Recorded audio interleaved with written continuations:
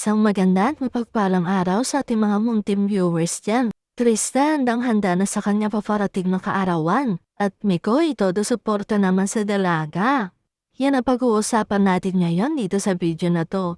Pero bago yan, kung ikaw ay bago lang dito sa aking munting YouTube channel, ay huwag po natin kalimutan mag-like at mag-subscribe.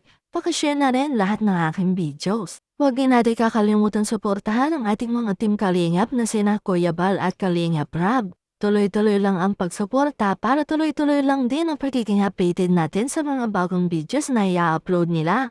At yun na nga guys, Krista excited na sa kanyang paparating na kaarawan.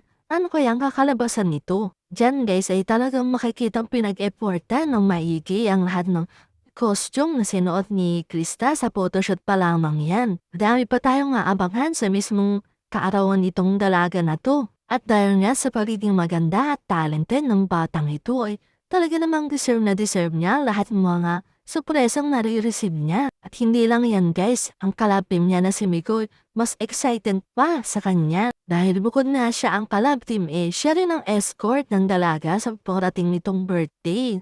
Nako guys, nakaka-excite makita kung ano ang kakalabasan ng birthday ni Krista. Siguradong mag-e-enjoy ang lahat niyan. At isa pa guys, buong Kalingap talaga ay humahanga sa ganda ng batang to dahil nga talented pa. At hindi lang yan, pati si Kalingap Rab hanga din dahil nga bukod sa talented na ay magandang bata pa at mabait.